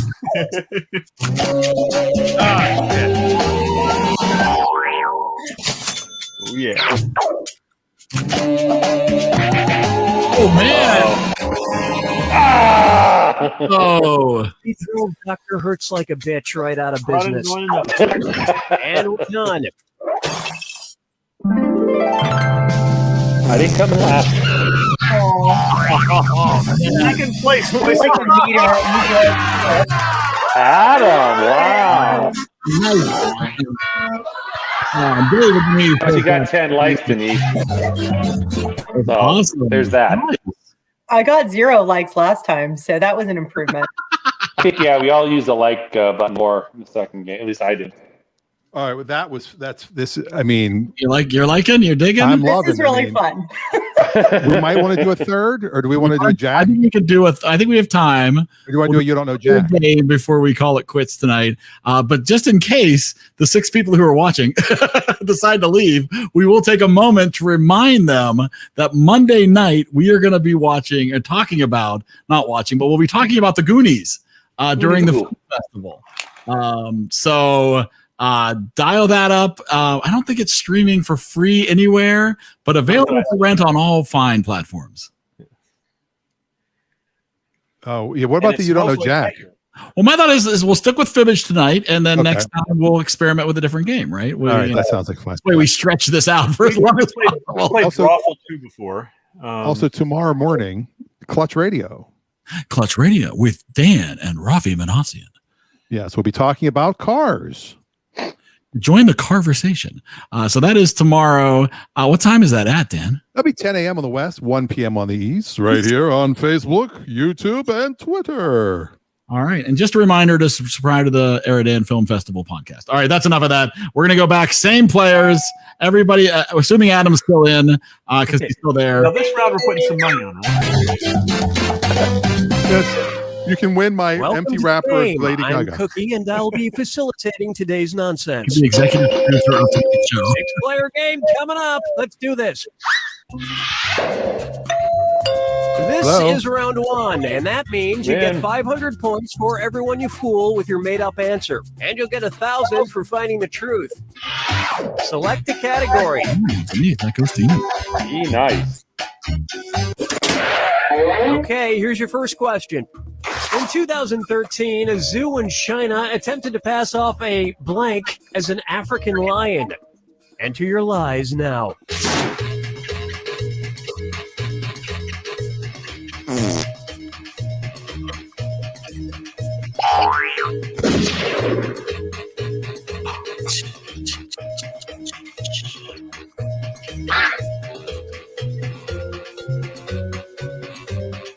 Hurry, hit the lie for me button if you can't think of something.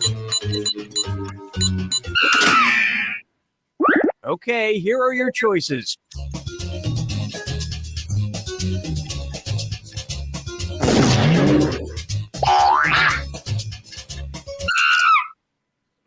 Okay, what did everyone pick? I couldn't resist it. It was too good. I had to.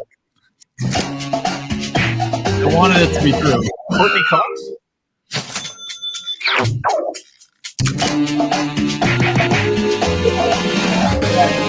Yeah. People became suspicious when it passed on a dead gazelle in favor of a bowl of sausages. And the rest of the board goes unselected.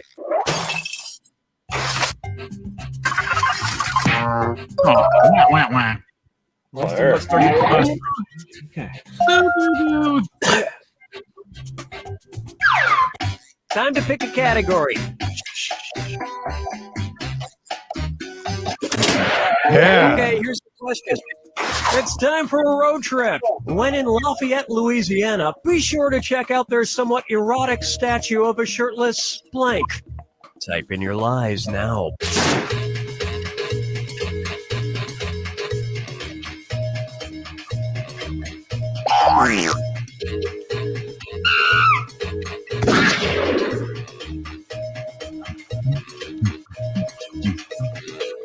We should make it mandatory. You have to give 2 likes for each answer. Use a suggestion if you can't think of anything. Oh, can you like more than one? Yes, you can like more than one. Oh yeah, Denise. Yeah. I thought I could like one. All right, where's the truth?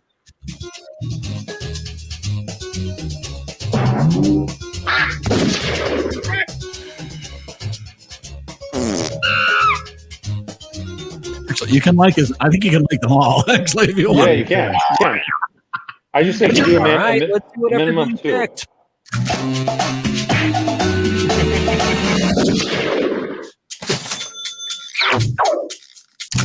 Right there.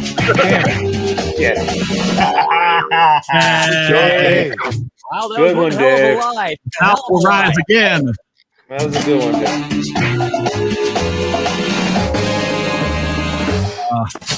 Adam's getting If there. somewhat erotic isn't your speed, check out the pantsless firefighter statue one town over. And that means some of these That's didn't not a get picked. fountain. Wowzers.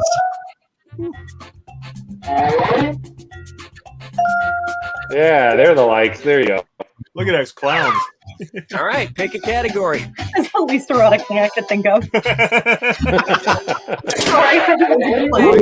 can be pretty erotic. Metrophilia is sexual arousal caused by blank.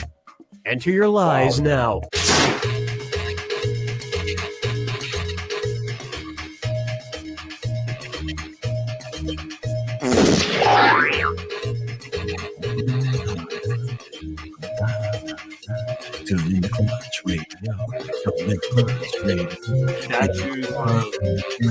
Hurry, hit the lie for me button if you can't think of something.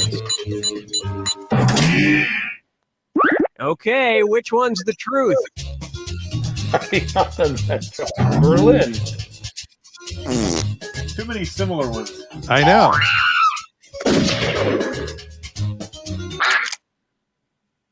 Okay, let's take a look. Oh, Damn it. Wow. Well, I didn't mess with that up with the right answer.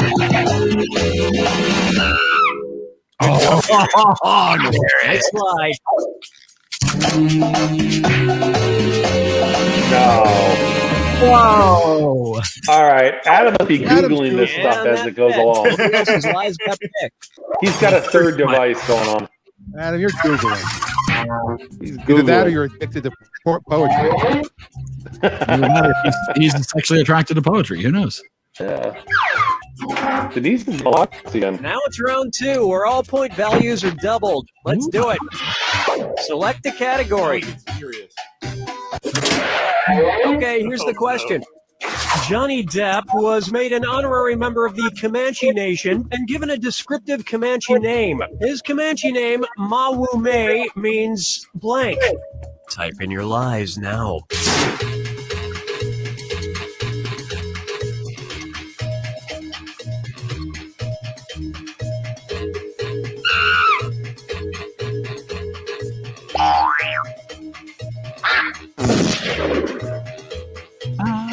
All day. Hurry up. Use a suggestion if you can't think of anything. Okay, here are your choices.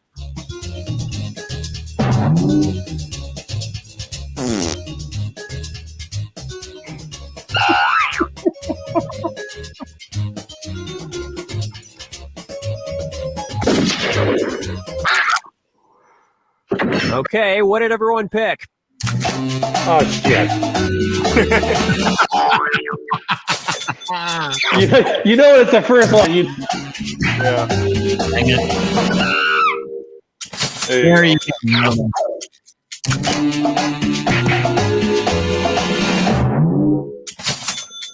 That's a good one. Wow. He's an actor. Which is short for man who shifts into white face makeup time after time. And nobody fell for some of these ingenious lies.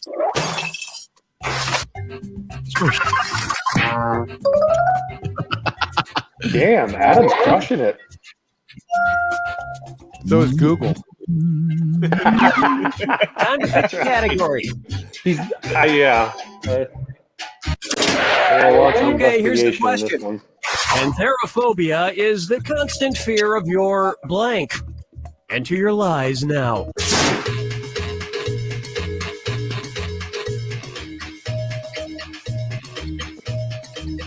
Let's go.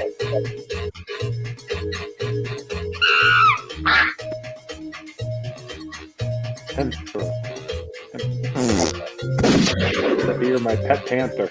Hurry, hit the lie for me button if you can't think of something. Okay, here you go. Find the truth.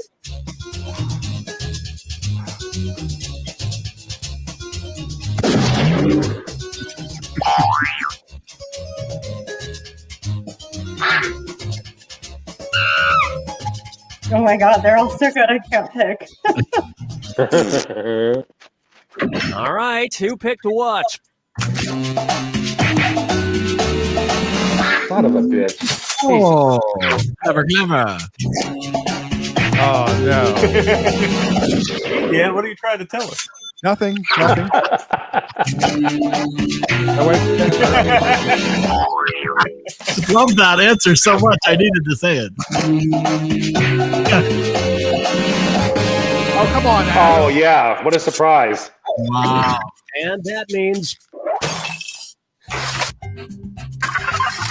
At least they got a That's few- why he has 2 phones. Amazing. all right, pick a category. Okay. Okay, here's the question. In 2004, the CEO of Blockbuster mailed Reed Hastings, the CEO of Netflix, an odd package. He sent him a blank. Type in your lies now. This was on the block. This was in the documentary. What did I forget what he said? It. That's so terrible.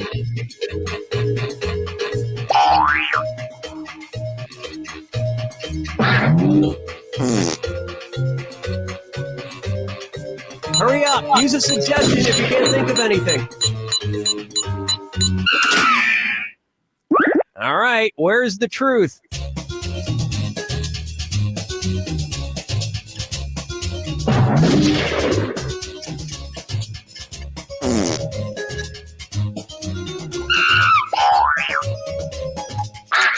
Oh, I picked the wrong one. Let's see what everybody selected. Damn. Hey, Rooster. That was good. That was grammatically incorrect. After I submitted, I was like, ah. Thank you.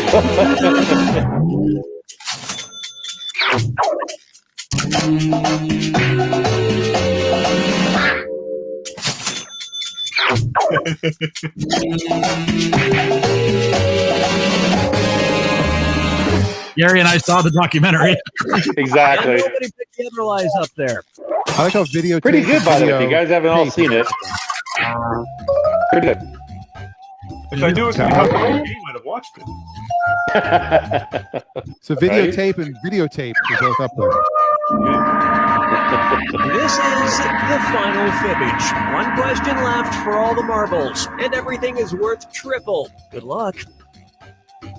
Here's your final fibbage question. Item that teachers at Mounts Bay Academy in England were banned from using in 2014. Enter your lies now. Wow.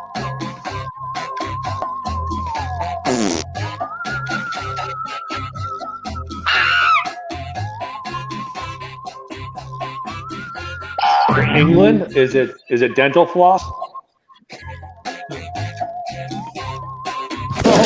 Chestnuts. Okay, here you go. Find the truth.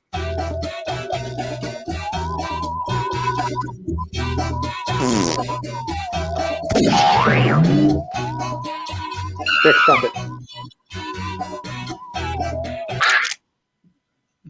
All right, let's see what everybody picked. Damn. Oh, that was a good one. That was a good That's a one. good one, though. Wow. Oh, that means Adam's going to win. Wow. Yeah, I don't think anyone can catch him. No, I would have been that. Pick it for England. That's my bad. Damn it, Eric. You feel terrible. Red penis? Oh. That's what I was going to Adam put kicked originally. the bus, man. Fragments in the memo, and there was nothing they could Dude, do Adam about it. like got like And three of nobody us fell for combined. Smoky's ingenious lies. Oh, this is gonna be embarrassing. Damn! Wow. No, 17 lives for me. Nice. It was very Well, we nice. know Denise Denise is more creative. Here, so. Very creative. Oh, there it's then. I did. Hi. Hello, everybody. There we Oh go. my gosh, that was so fun. You enjoy that? That was fun. Yeah, we gotta make that like a regular thing. I think we're going to visit this again regularly. I was able to pull in my PlayStation 4 and set it up connected to a separate laptop. That seems to work pretty well. Dan and I tested it earlier today to make sure the stream was going to be okay. Well done. That works well. And so there's like 5 or 6 games that's part of this particular set of games, but then they have like 6 or 7 various sets of games. We play some of those on a game night at work, online game nights.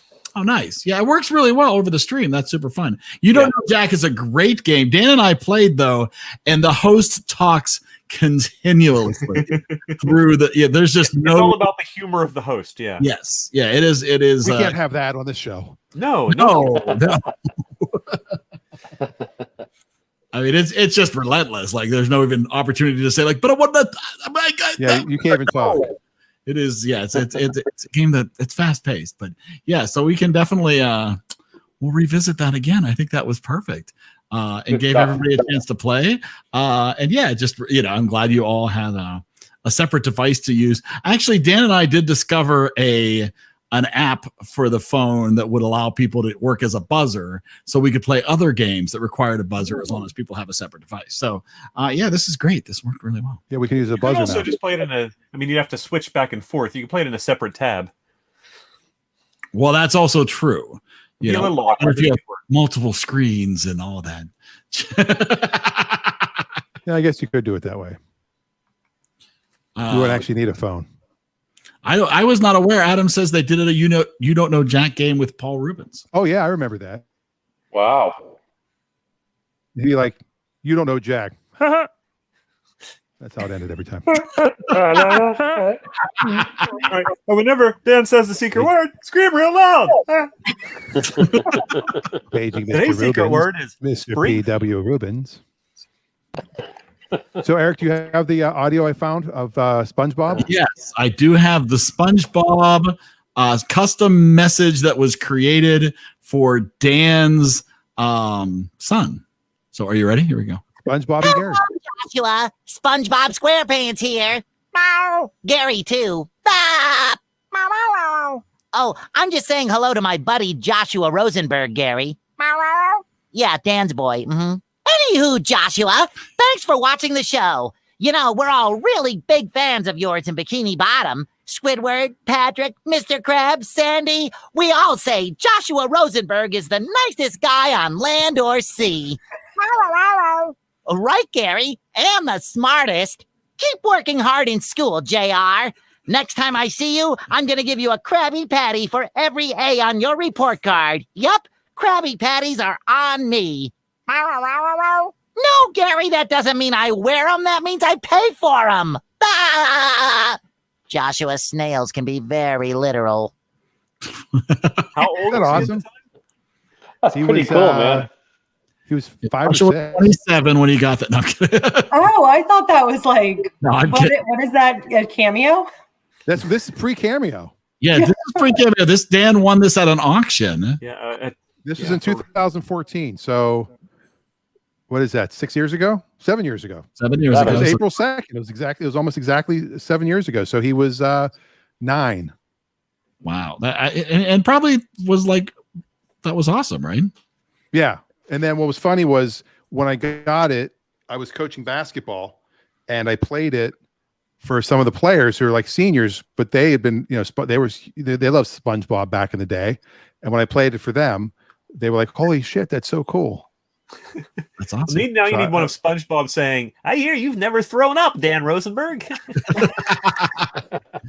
We're all big fans of you, Dan Rosenberg. Yeah, that's just this one. Hello there, Dan. J. Peterman here. Well, Yeah, we'll play that one later.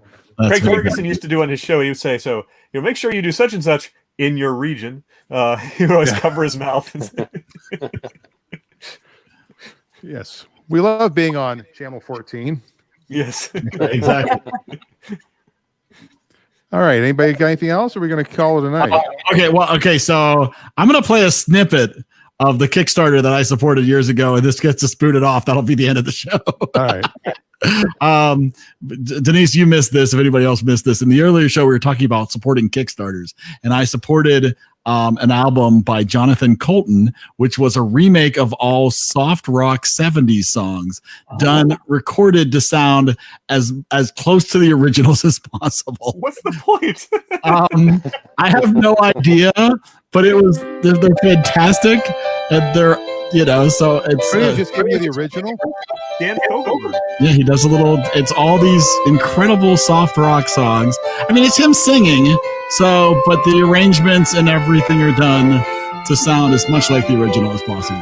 Met my old lover in the grocery store. The snow was falling Christmas Eve. So I mean, it's and then hold on, let me see. It's really reaching out for the other side. That was a solid Kickstarter investment. What was that, Denise? That was a solid Kickstarter investment. It was, honestly. I feel like it was such a solid investment. Yeah, it's Gilbert O'Sullivan. I mean, this guy traditionally does more geek-oriented, humorous songs. In a little while from now, if I'm not feeling any less out. He should have just called himself the original artist, like they used to do back in the 70s. Yeah, I'm not familiar with who he is, but I like what he did. Yeah, honestly, if it's some of the best money I've ever spent. There's talk on the street. We gotta do a name that tune version with these songs. The problem is I can name that tune in sentence. You wonder if I'll keep it for love. I want to feel you in my arms again. So it's available now, so it's all on streaming platforms now if you just want to listen to it. I mean, it's a very great 70s greatest hits soft rock collection. It sounds just like other people doing the same songs. He has, let me see if and I don't know if this inspired it. As I said, he traditionally does humorous songs. And one of the songs he did was a song called Soft Rocked by Me, where he talks about being a soft rock. I thought we'd start the evening off with a glass of cold rosé. And then, let me see. But I won't mind, because I know in time you will be soft rocked by me. Wow. But it may take some time. I know eventually you will be soft rocked. It's a seduction song. It's a 70s seduction song. Okay, I love this. This is so great. I'm a huge fan. I'm a huge nerd. He's got such a fan base of nerds. Because he hasn't had like an album of originals for a while. But for the longest time, he would do a cruise where he would get Paul and Storm and Will Wheaton and all this, but it was the Jonathan Colton cruise. It was the Joco cruise. And they did them at least like 5 or 6 years in a row, where you would go and get to hang out with all these other nerds. Cruise ships are really cheap right now, so you know. Well, that's also true. But if you're a video game fan and you ever played the Portal, the song "Still Alive" by Portal was written by Jonathan Colton. Yep, which is a great song. It's amazing, absolutely.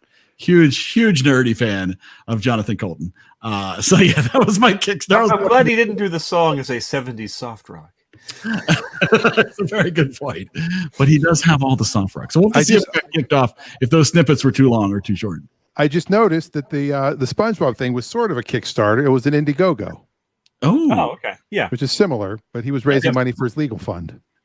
So it wasn't an auction. It was a $100 donation, and he would have Tom Kenny voice that for you. I can't find the original one because I know he had some other actors that would do it. Oh, NFTs. We could talk about this for a whole hour. Oh, please.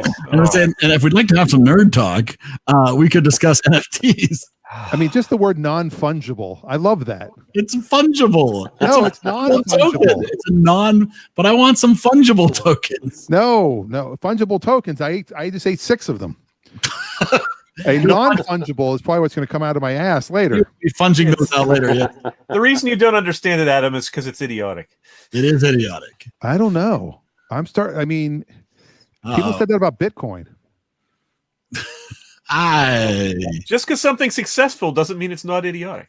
That's true. That's a very good point. Look at Donald Trump. But Bitcoin has made a lot of people a lot of money, but it also burns through massive amounts of energy to produce something that's utterly ephemeral. So hold on. I'm Googling ephemeral.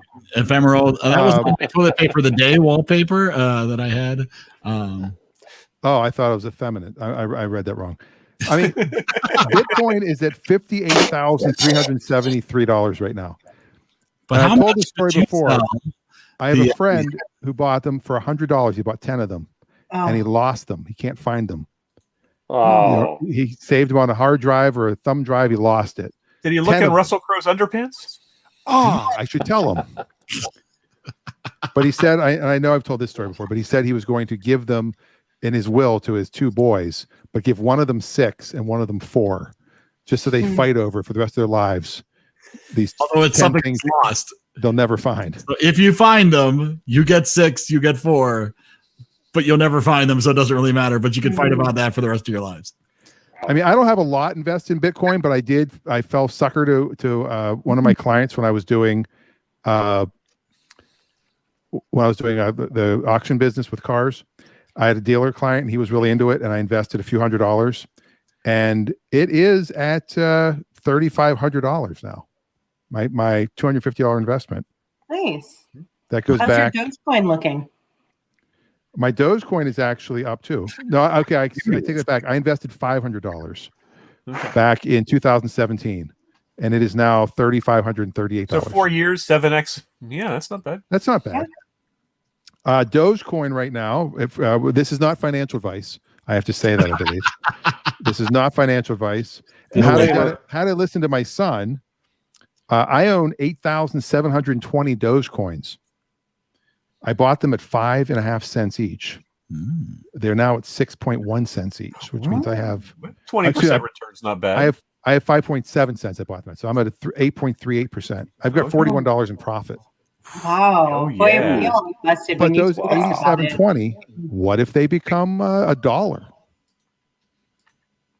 But my son, when they hit a penny, my son's like, "Oh my God, they've doubled to a penny in one day." And I hear Will Ferrell's going to do a movie called Dogeball.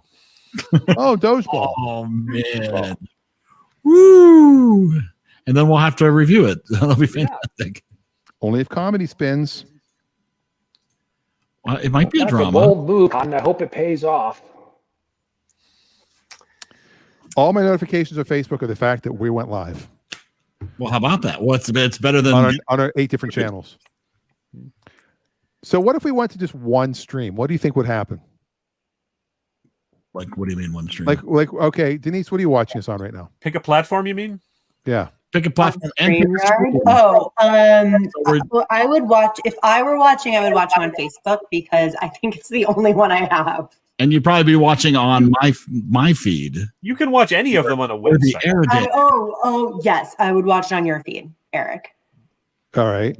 So we'd have to get No, I subscribe to the EriDan. I would watch Right. it on the EriDan. subscribe to EriDan. Well, that's good.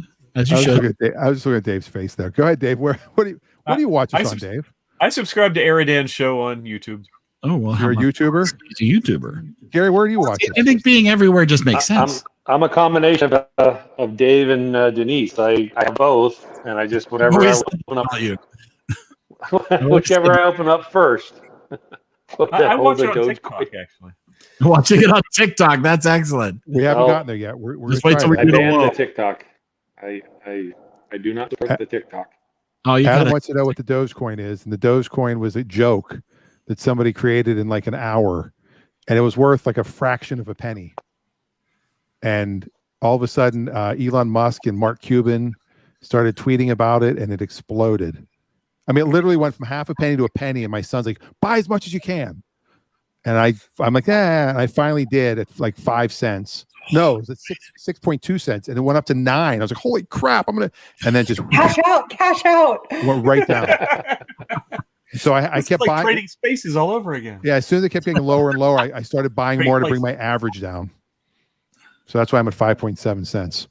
Adam likes Facebook as the easy platform. I think Facebook is a lot of where our people are, but I think being on YouTube just makes sense because for prosperity's sake. We always seem yeah, to have one person on Twitch. Like if you I want to think watch it on a Roku, you can't watch Facebook easily. That's a good point. you have to. Yeah, you have to do Being everywhere YouTube. just makes sense.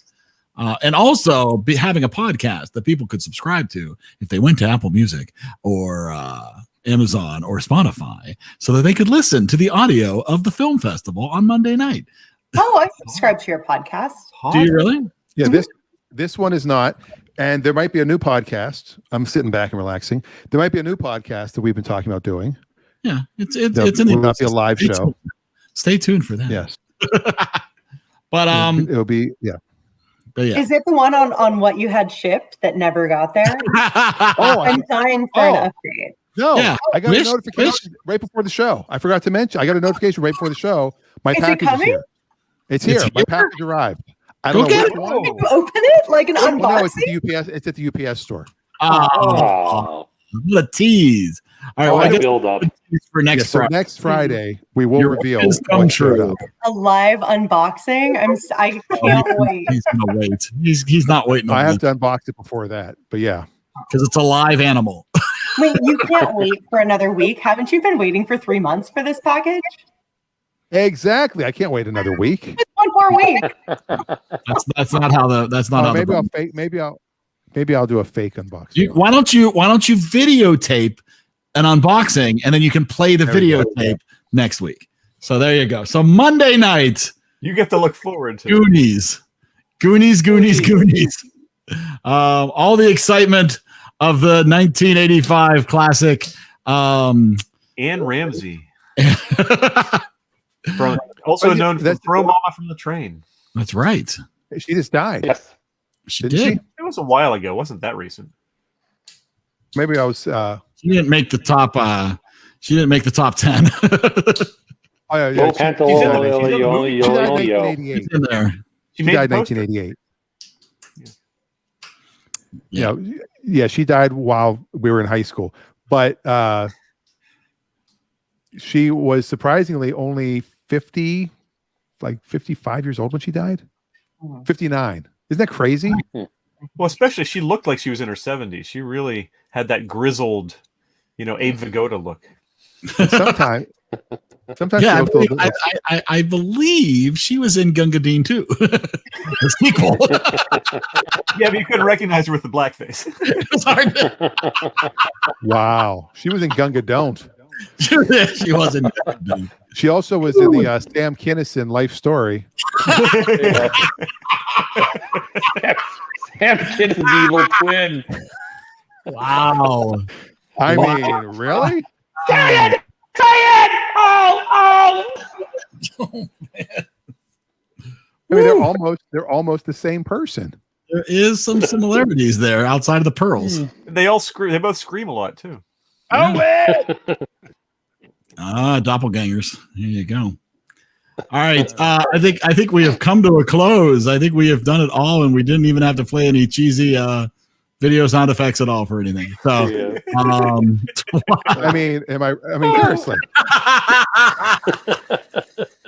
Wow. Which Separated. And there's That's Sam. Yeah, that's Sam. That's Sam. We're looking at Sam, and then I don't think that's Sam. Yeah, Sam wears the pearls. Sam I am. Sam I am. Sam I am. Sam I am. That would be a fun game. Ann Ramsey or Sam Kinison? We have pictures up. You have to guess which one's which. Remember Greg Ferguson used to have this running bit with Paul McCartney and Angela Lansbury. Jeez. Wow. Those photos are like a who wore it best. Although I guess that probably many of you don't read Us Weekly, but you know what I'm talking about. Wow. Like who wore the beret best? No, I thought Ann Ramsey was the lady that was on Mad About You. What was her name? Helen Hunt. No, there was a Ramsey. It's Ramsey. Ramsey. Oh, well. Ramsey. Bonjour. Oh no, the sister on it's the sister on Roseanne. Ooh. She's Ann Ramsey. Hold on. Oh boy, here we go. Gotta have everything, right? It can't be both Ann Ramsey. They're both Ann Ramsey. The Ann F. Ramsey. No, Ramsey with an A. Oh. Ann Ramsey and Ann Ramsey. Ramsey. I think this is her. There you go. That's not Roseanne. That's Mad About You. No, she was the sister on Roseanne. No, that's the sister. Wasn't it? That's the sister I'm Mad About You. You're thinking about Lori Metcalf. Lori Metcalf. Yeah, right. This is Mad About You. I got it right the first time. Yeah. Oh my God, my brain. Your brain. You my usually... brain. My God, my Lanta. All right, we bored Gary. Gary's already on the phone. No, Gary's still playing. You don't know Jack. Gary started on image. He's chatting with Adam. Very comfortable. They're plotting their next move in the next game. He stole my info crown. Tomorrow, Clutch Radio for more of this captivating conversation with Dan and Rafi. And Monday, Goonies, which I don't think I've ever sat through Goonies. So you haven't watched it yet? No, not yet. That is part of the weekend plan. Is to get through Goonies. They used to have a running bit on Mystery Science Theater where whenever they would have a movie like one of the Japanese Gamera movies where there was a kid going off on an adventure, they always go, "Oh, and we can go on an adventure like the Goonies." Nice. So if you haven't seen the Goonies, watch that and get prepared for some conversation. A very, very young Josh Brolin. Yeah, very young. Thanos. Corey Feldman. Yeah. Corey Feldman, yeah. I think it should be good. It should be a fun evening. So we look forward to seeing you today. So everybody have a wonderful and safe, happy weekend. Oh, bye everybody. Goodbye. Good night. See ya. Bye.